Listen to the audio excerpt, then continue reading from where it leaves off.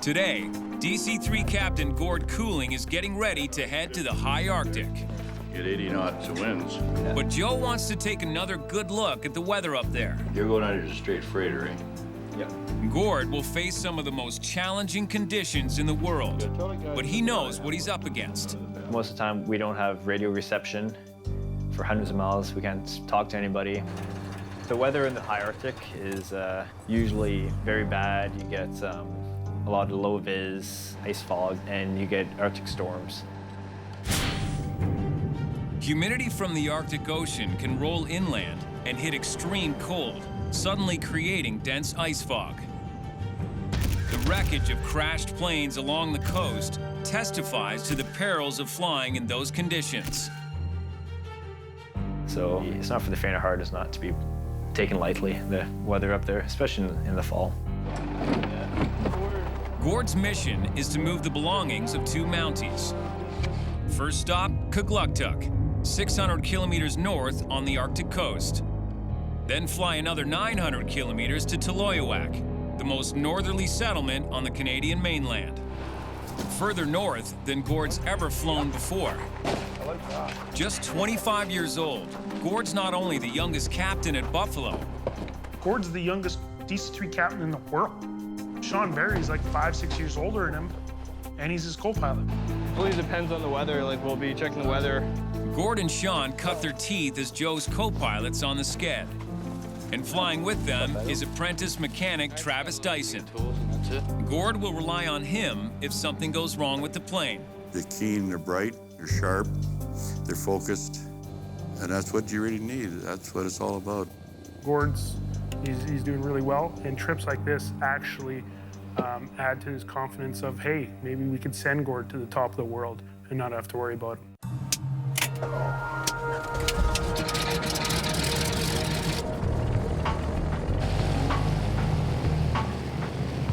Trips along the Arctic coast that time of year is not something for everybody.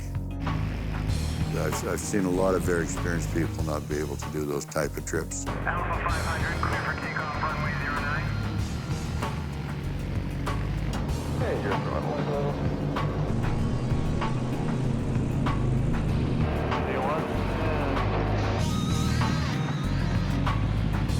Gord and Sean settle in for the 4-hour flight due north.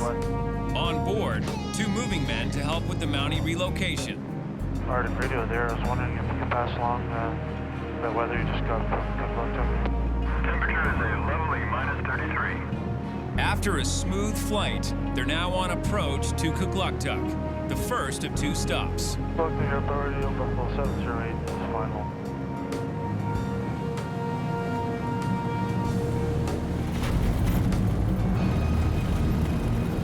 Time to go to the freezing cold. Yeah. On the ground in Kugluktuk, they quickly get the first truckload off the plane.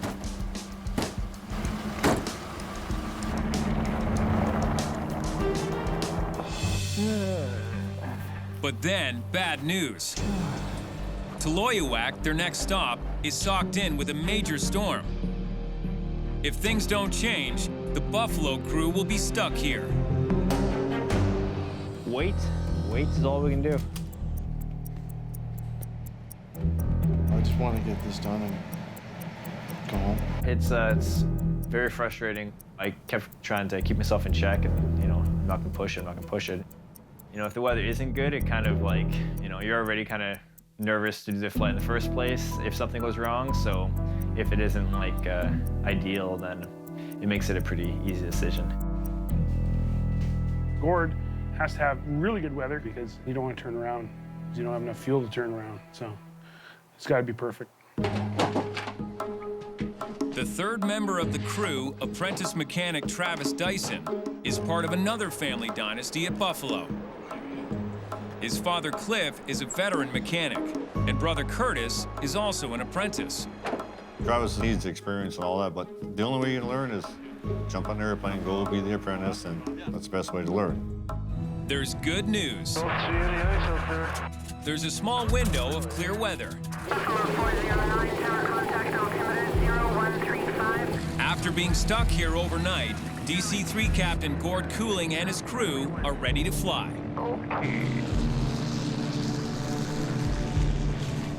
Yeah, we found a break and took it.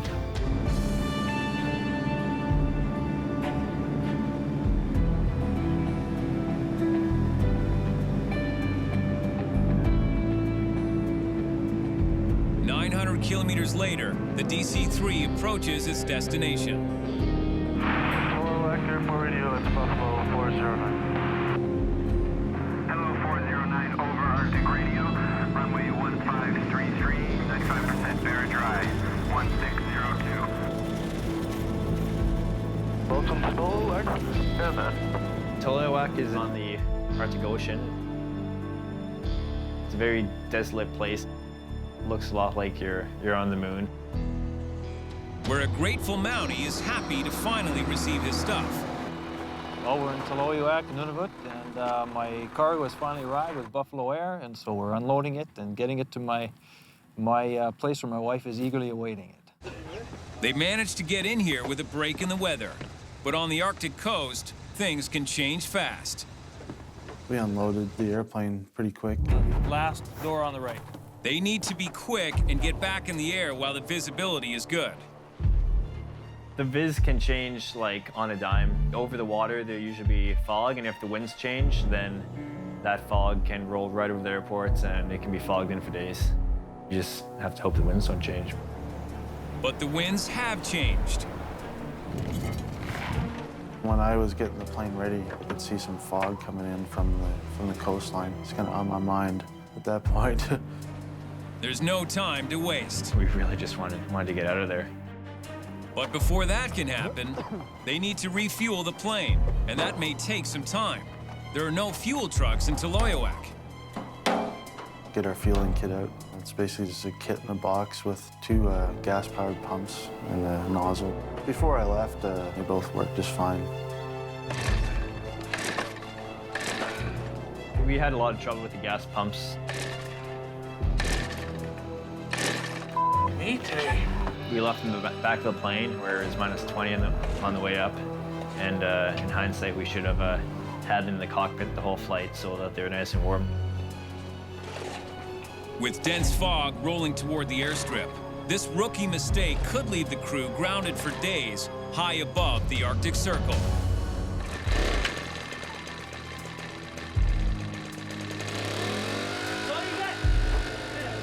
With just one pump working, refueling the aircraft will take twice as long.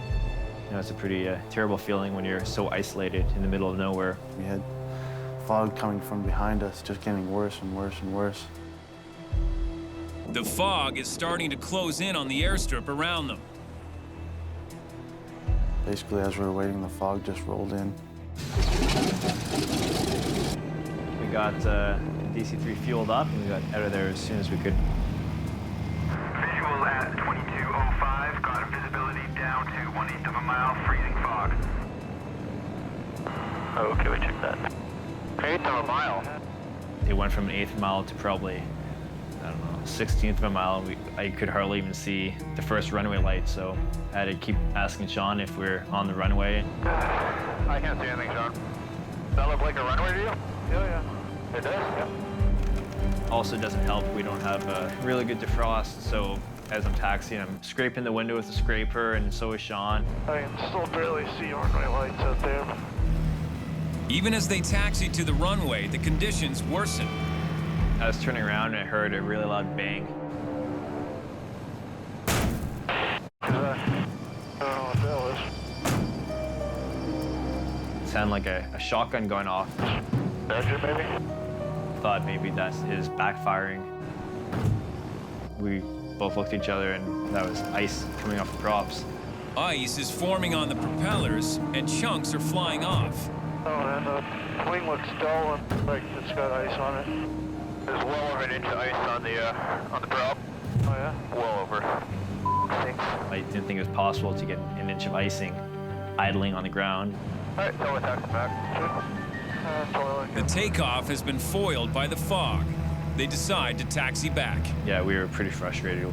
I shut down an engine and checked it out, and The props were completely covered in ice. With ice on the prop and tail wing, it's a good thing they didn't take off. Going from sky clear to 1/8 of a mile was something I've never seen before. But almost as fast as this fog bank rolled in, it moves on. It's the window they need. They scramble to take off back to Yellowknife. Buffalo 409, fire for Yellowknife. A 900-kilometer flight south, but they're not home free yet. 3.3. We were 150 miles south of Yellowknife on the way home, and I noticed the left oil pressure flickering. Hey, Sean, does that look right to you?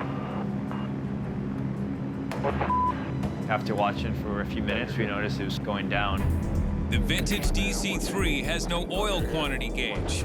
All Gord and Sean can do is watch oil pressure and engine temperature for sudden changes. 3.3, 4, 5.5. Here. We were just staring at the oil temperature gauge and expecting it to rise, because in both of our experiences, when the pressure drops, the temperature rises. If there's a leak in the lines from the oil tank, the engine temperature would suddenly spike as the tank runs dry. But the oil temperature wasn't rising at all. Which might just mean that the tank isn't empty yet. And you got to make the right decisions now, because you're a long way from home, and it all depends on you now. Thanks. Travis? Yep. What do you think? I'm just watching, I don't know. Running your car out of oil, same thing. The only thing is you just can't pull over the side of the road. You're in the air, totally different now. Temperature's steady. Travis, if it really had 20 psi, the temperature would be rising. Yeah, exactly. That's why I'm kind of thinking it's an indication. We thought that maybe there was an indication problem. Something that is happening on the gauge isn't actually, in fact, happening at all. But Gord can't be sure. The left engine could be losing oil. Oil is the lifeblood of the engine. After losing all your blood, you got nothing to keep you going. If there's an oil leak, the left engine could seize without warning. 3.5 hours to Yellowknife. Temperature's still steady. Totally agree the temperature's steady, but 3.5 hours to go. The airport's up there, you know, they're 300 to 500 miles apart. If he misses one, he's a long way for his next haven. Gord has two options. Risk continuing on to Yellowknife, or find somewhere to land. Okay, we're going to Cambridge. Gord makes his call. Okay, we're going to go to Cambridge? Yeah, we're going to Cambridge. Okay. The tiebreaker was that we had 3.5 hours to go to Yellowknife, and I didn't want to be staring at that oil pressure gauge for 3.5 hours, because I probably would have white hair right now. He diverts to Cambridge Bay, 55 minutes away. 409, we're diverting to Cambridge Bay at this time. And all they can do now is hope the left engine doesn't seize before they get there. If it does, they'll have only one chance to land. They won't have enough power for a second try. I was nervous at that point when we're trying to decipher what's wrong with that engine, like why the oil pressure's going down while the oil temperature wasn't rising at all. With the Cambridge Bay Strip in sight, Gord needs to get the plane on the ground fast before a potentially catastrophic engine failure. We're not going to get a second chance with two engines, you know. Overshooting one engine is kind of everybody's worst nightmare. I could feel my heart beating and my mouth was just totally dry. The life checks complete 2 laps ago.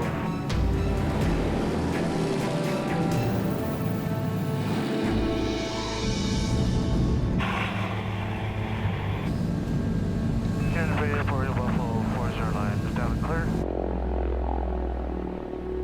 Gord discovers he made the right call when he diverted to Cambridge Bay.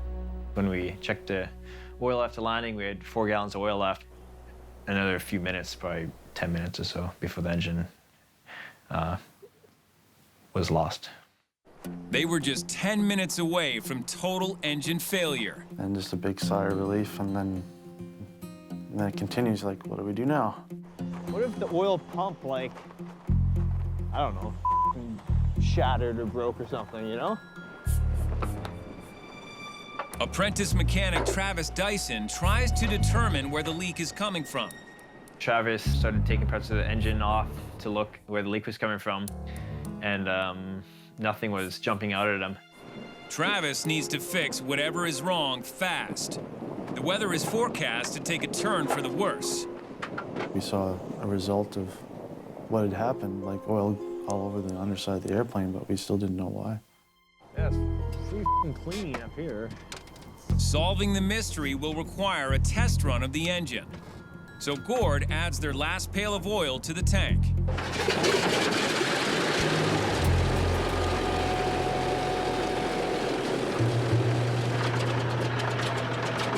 In this quick test, the engine didn't lose any oil. It's the same as it was before. But they need to run it longer. For that, they'll need more oil. Basically, here in Cambridge Bay, got a lot of turbine aircraft. They don't use the same oil that we do, so it may be pretty tough trying to find oil here.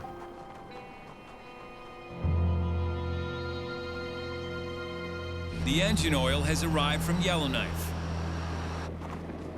With the tanks topped up, the DC-3 crew can let the engine run longer and continue their search for the elusive leak.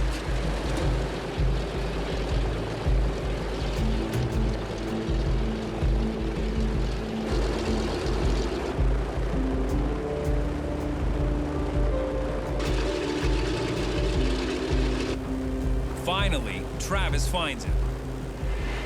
We do have a leak, Gord. Cooler? Yeah, it's one of these honeycombs. You see it right here? Yes. Hot oil cools as it moves through the oil cooler's honeycomb-like radiator. But if one of the tubes conducting air over the hot oil lines pops out of place, that can break the seal, causing a leak. That little pencil hole basically is leaking, what was it, a gallon every 8 minutes. Rookie mechanic Travis doesn't have a spare cooler, and he's never replaced one before. So he calls the one person at Buffalo who will always have his back. Hey. He calls his dad. What's the verdict? I told Travis just to wait. Me and Curtis would go up there, would change this cooler and get the airplane out of there, at least get it back home.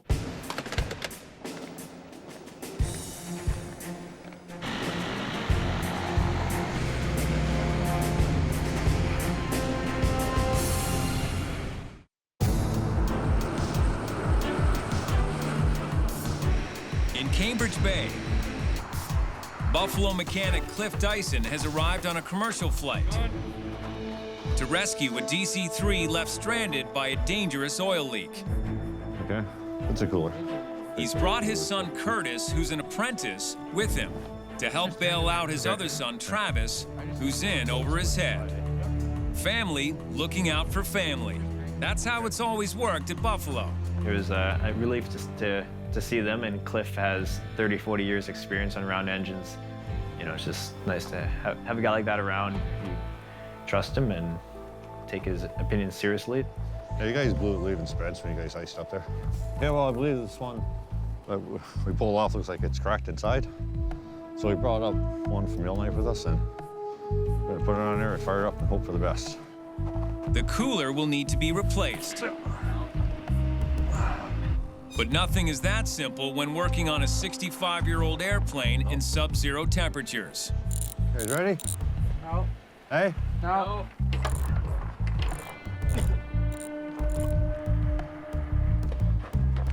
How's that looking, Curtis?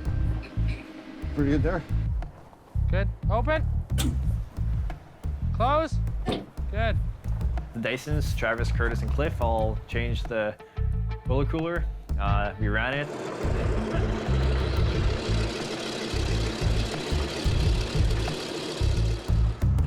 Everything looked good. There was no oil anywhere, so we decided we'll just hop in the airplane and come back to Yellowknife. I'll go call a girl and file a flight plan.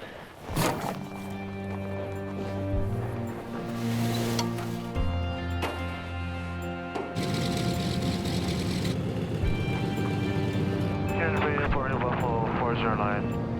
Gord made the right call when he decided to divert to Cambridge Bay. He was only minutes away from losing all oil and total engine failure. Well, to have a cooler go on in DC-3 or have an oil loss is all par for the course. It's happening to each and every one of us. It's like you run 100,000 miles, you're going to have a flat tire sooner or later. Everybody that's dealt with that type of an airplane and that type of environment is going to have that happen to them. The sooner the better. Runways in sight. You know, we enjoy what we're doing, but things do happen with older equipment, and you just have to deal with it when you come to it. Yellowknife ground, Buffalo 409. Buffalo 409, Yellowknife. They handle it well. We knew they would. That's why we put them in those seats. Nice one, Sean.